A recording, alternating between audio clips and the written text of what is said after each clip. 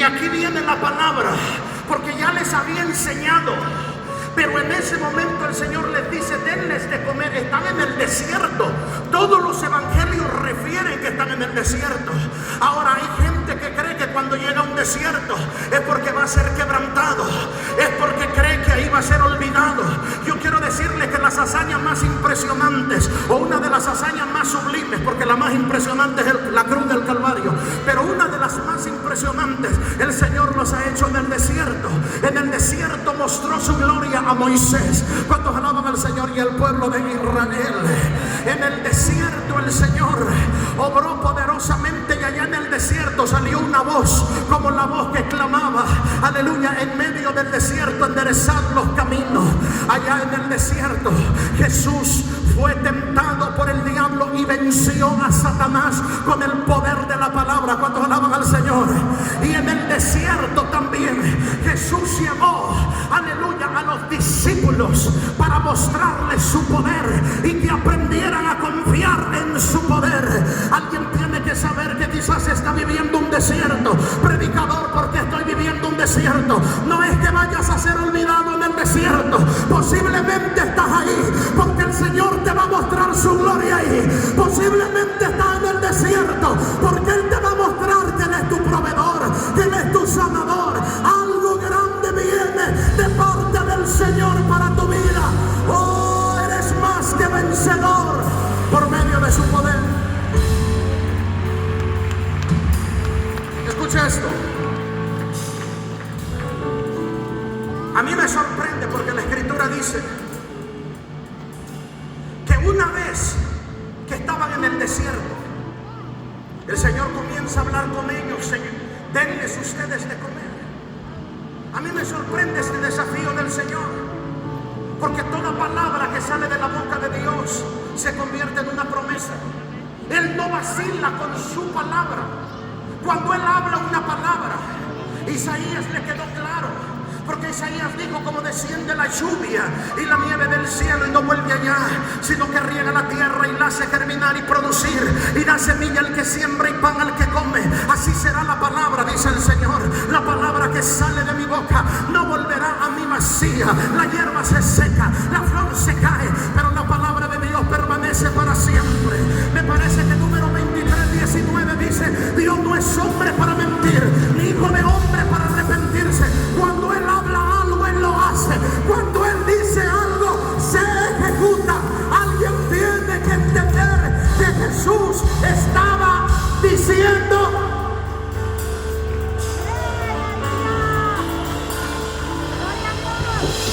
y es que su poder está en la palabra. Por el poder de la palabra fueron creados los cielos y la tierra.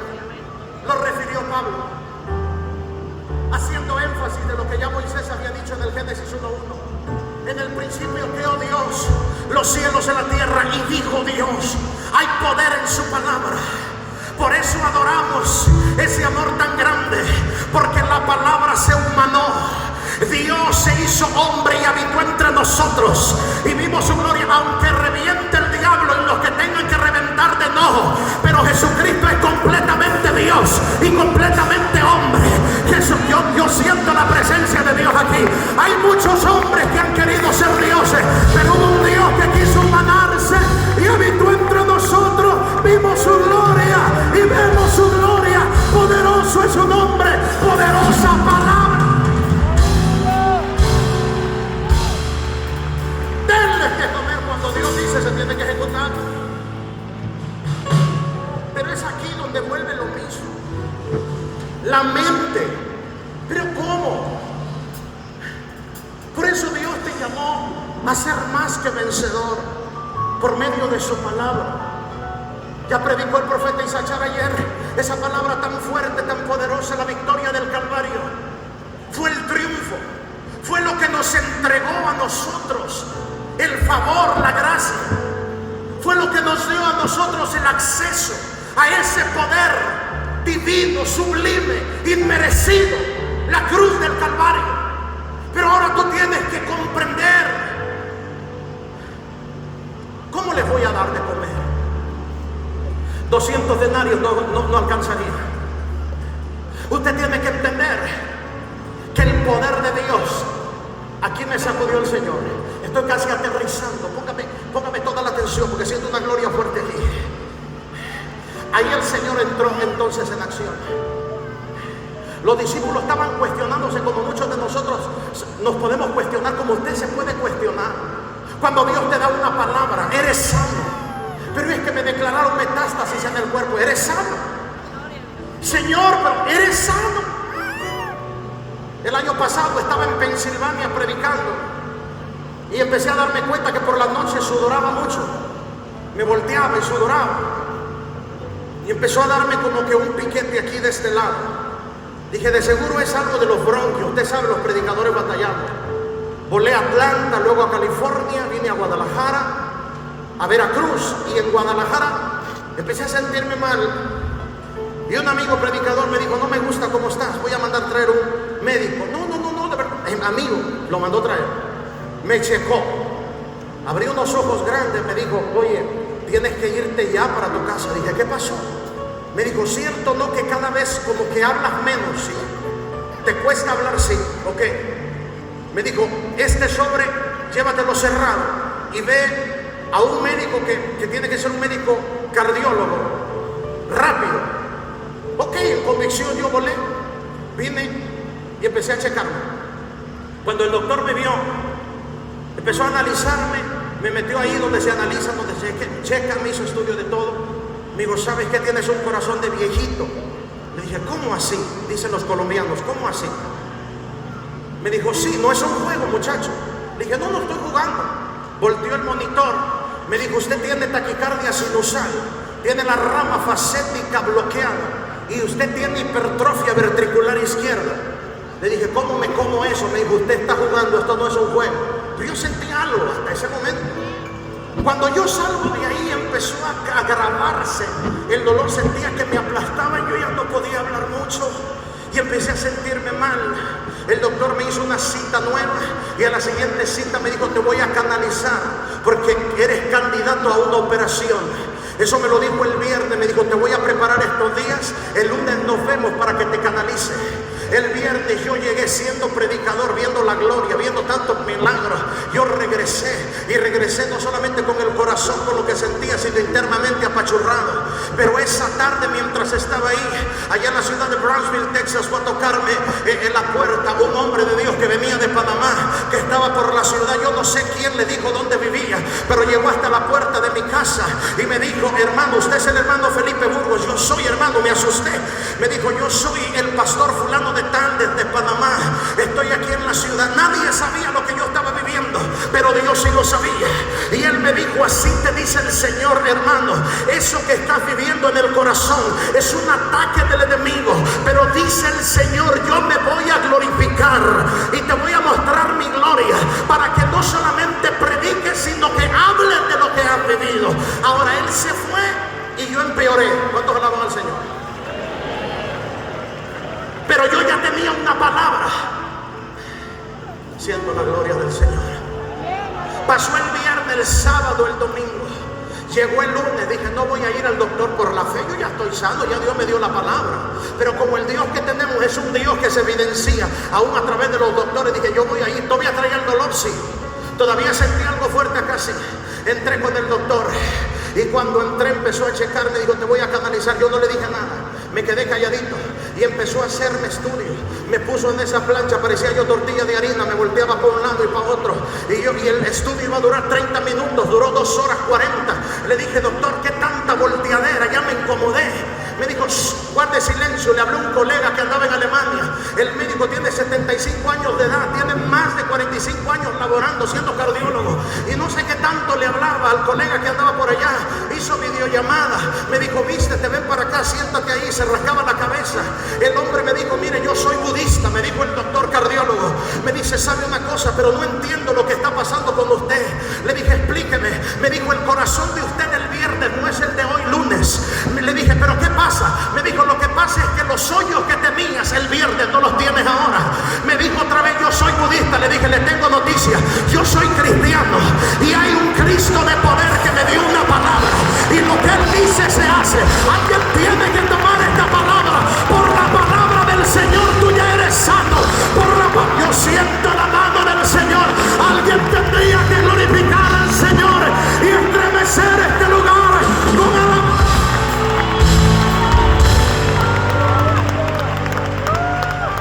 el Señor dijo: sienten a la gente. ¿Hay algo aquí? 2 panes solamente. Hay unos panes y unos peces. Ok, sienten a la gente. Usted tiene que entender que el poder de Dios no está limitado a geografía. Diga conmigo: el poder de Dios no se limita a geografía. Dios es Dios en todo lugar. Oh, qué bonito sentí decir eso, apóstol. Pastores, Dios es Dios en todo lugar. A mí me sorprendió porque estaban en el desierto. Yo sé que la geografía de Bethesda estaba un poquito retirada de Galilea, pero alguien tiene que entender que el que creó pasto allá en el Génesis también tenía poder, aleluya, para crear pasto donde él tendría que decir que hubiera pasto. Era el desierto, pero la Biblia dice que hizo a la gente que se recostaran sobre la hierba verde. ¿Cuántos alaban al Señor? Ese es el Dios que no tiene límites. Y luego, cuando estaban sentaditos ahí todos tranquilos, el Señor comenzó a obrar poderosamente, porque su poder no solamente no tiene geografía. El poder de Dios no hay un límite geográfico. Él está operando ahora mismo en China, Él está operando ahora mismo en Nepal, Él está operando en Estados Unidos ahora mismo, Él está operando aquí ahora mismo. ¿Cuántos alaban al Señor? Pero mientras estaban sentados ahí, la Biblia dice que el Señor mandó y dijo: entonces tomó en sus manos y bendijo el pan. ¿Cuántos alaban al Rey de la Gloria? A mí me sacudió el espíritu esta palabra, porque Jesús tomó el control de la situación. Jesús tomó el dominio. Estaba enseñando. Alguien tiene que saber que Jesús está tomando el control ahora de tu vida. Lo que a ti se te escapó de las manos, a Él no se le escapa de las manos. Lo que Él toma en sus manos y está muerto, resucita. Lo que Él toma en sus manos y está perdido, es encontrado. Lo que Él toma en sus manos es bendecido, y el infierno no lo puede maldecir. Lo que Él toma en sus... Yo siento el poder de Dios. Lo que Él toma en sus manos, Él lo bendice. La Biblia dice que entonces, todos sentaditos, partió el pan y lo repartió. Ahora, ¿por qué partió el pan y no los peces? Siento una gloria fuerte aquí ahora. Mientras leía esta escritura, tenía una convicción que quiero compartirles. Usted tiene que saber que el poder de Dios no solamente opera allá, acá. El poder de Dios es omnipresente, Él es sobrenatural. No tiene límite geográfico. Me parece ver que el apóstol Pedro como que se incomodó, como que se sacudió, porque dijo: ¿qué va a hacer el maestro? Pero tomó el pan y lo partió, pero no partió los peces. Y la convicción que llegaba a mi corazón: el pan fue hecho por el hombre. Alguien lo tuvo que hacer, pero los peces fueron hechos por Dios. Lo del hombre se puede partir, pero lo de Dios no se parte nunca. ¿Cuántos alaban al Señor? El hombre puede fallarle, Dios no le va a fallar nunca. ¿Cuántos alaban al Rey de la Gloria? Y Jesús comenzó a operar. Había 5,000 personas, sin contar mujeres y niños. Yo no sé, pero había más de 15,000 personas en ese lugar. La gloria del Señor comenzó a sentirse en ese momento. El Señor tomó los panes, tomó los peces. Pedro estaba que no se la aguantaba, porque Pedro dijo: espérate, que yo vi multiplicar los peces en el agua, pero aquí estamos fuera del agua. ¿Cuántos alaban al Rey de la Gloria? Pero yo te dije hace 3 minutos que Jesús es Jesús. Dios es Dios adentro del agua y fuera del agua. Su poder no tiene límite. Pedro empezó a ver multiplicarse los peces, porque el Dios que lo había llamado en Lucas 5 era el Dios. Yo siento la mano del Señor aquí. Era el Dios que estaba ahí. Su poder no tiene límite. Así nos vamos en esta noche. Yo sé que usted tiene hambre. La Biblia dice que Jesús comenzó a repartir. Y la Biblia dice que no solamente repartió a todo, más de 15,000 personas, sobró. Wow. Todavía sobraron cestas. ¿De dónde estaban las cestas? Yo no sé, pero ahí había cestas. ¿Cuánto alaban al Rey? Y se va a dormir a su casa de campaña o a su casa con esta palabra: La Biblia dice que en el entonces comieron todos, se saciaron, y el 45 comienza diciendo, porque no terminó ahí. La Biblia dice que Jesús, mientras se quedó ahí, despidió a la multitud, empezó a saludarlos, empezó a hablar con ellos. Ponga atención lo que voy a hablar ahora, porque estoy cerrando el mensaje, lo prometo. El Señor le dijo a los discípulos que faltaba una enseñanza más que vencedores por medio de su poder. Váyanse al otro lado, a la otra ribera, allá los alcanzo. Maestro, pero allá voy, ok. Tomaron la barca y se fueron. Y a mí me sorprende mucho porque el versículo 45 dice: enseguida hizo a sus discípulos entrar a la barca e ir delante de él a Betsaida, a la otra ribera. Entre tanto que él despedía a la multitud, 46 del Marcos 6. Y después que los hubo despedido, se fue al monte a orar. ¡Wow! Jesús orando. ¡Qué gloria! Jesús, siendo Dios, hombre, oraba. ¿Cuántos alaban al Rey de la Gloria? Entonces, ¿qué le espera a usted? La Biblia dice que comenzó a orar. Y en ese momento la Biblia dice que al venir la noche, o sea que empezó a avanzar el tiempo, y al venir la noche la Biblia dice que la barca estaba en medio del mar y Jesús estaba solo en la tierra. Póngame atención a esto que voy a hablar, porque me sacudió el espíritu y me hizo, hermano, escudriñar más las escrituras, lo que está ahí a la vista, pero a veces no lo podemos ver. A veces, hermano, como usted lo vio y yo no lo vi. Bueno, que el Señor le haga escudriñar también. La Biblia dice que oró hasta la noche. Usted no piense que la barca se quedó dando vuelta en el mismo lugar. ¿Cuánto alaban al Señor? La barca avanzó y avanzó mucho hasta la noche. Y luego a mí me dice la palabra, el versículo 48, apóstol, me sacude, porque la Biblia dice que Jesús, viéndole remar, a mí me sacudió el espíritu, porque cómo es posible que Jesús estaba acá en tierra, habían pasado demasiado tiempo, ahora ellos habían avanzado, estaban en medio de la mar, no estaban en cualquier lugar. Hermano, yo le desafío a que usted haga algo. Mire, usted tiene que entender, no vamos a entrar aquí en cuestiones de teoría, pero usted tiene que entender que cuando usted va en el mar, yo he estado en el mar, en cierta distancia hay un desfase del mar y ya no se alcanza a ver. Entre más para el medio del mar está, más inclinado está, usted no alcanza a ver. Si usted hiciera la prueba de irse hasta la parte de allá, mucha gente no vería lo que pasa acá. De manera que Jesús estaba orando, se levantó, pero entienda que aunque ellos estaban en medio de la mar, Jesús los podía ver remar.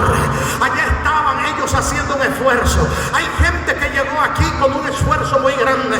Predicador, usted no entiende, yo tuve que vender gallinas, yo tuve que vender allá en mi casa, cierto, un pedacito de terreno para traer a toda la familia.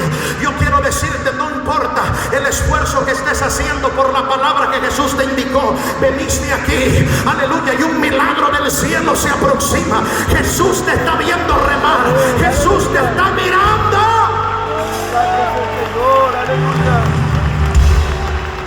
La Biblia dice que los vio remar con gran fatiga, vio su cansancio. Incluso el viento les era contrario.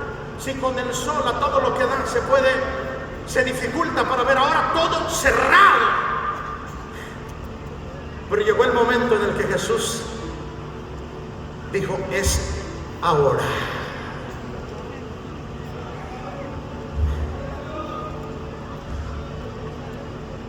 Y se paró de donde estaba orando y se acercó al mar. El infierno se pudo haber confundido. ¿Qué va a hacer? ¿Qué está pasando? El mar se confundió cuando lo vio. ¿Qué sucede? ¿Será que va a trasladarse abriendo el mar? No, ya había alguien que había abierto el mar. ¿Cuántos alaban al Rey de la Gloria? Moisés. ¿Será que va a viajar a través del mar en un pez? No. Ya había habido un Jonás que viajó a través de un pez. ¿Cuántos alaban al Rey de la Gloria?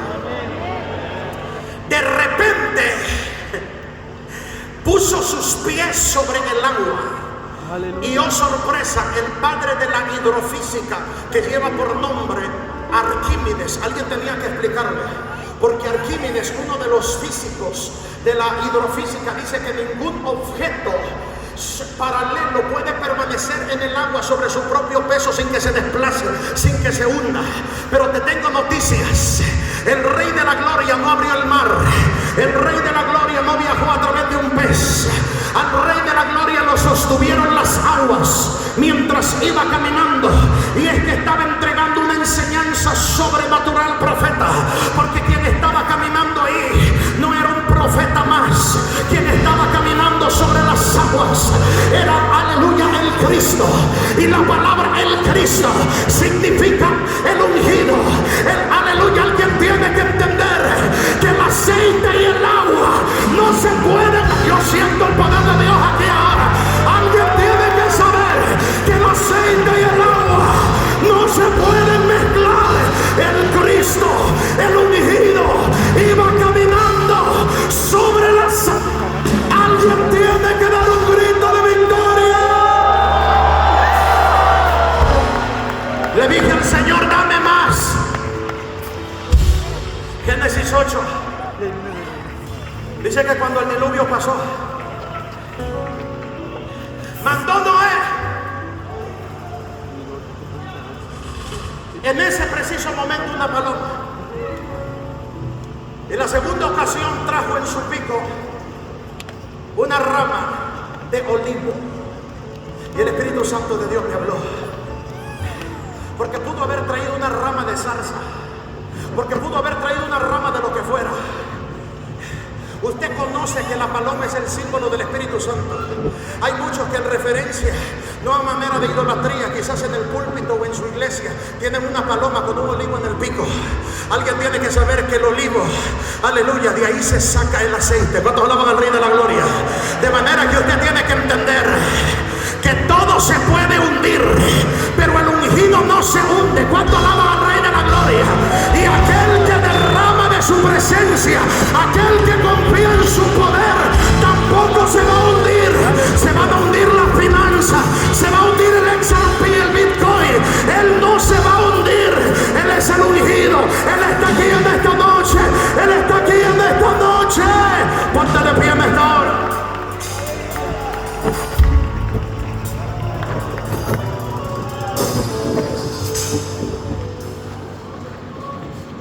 El 48 dice que llegó a la cuarta vigilia, entre las 3 y las 6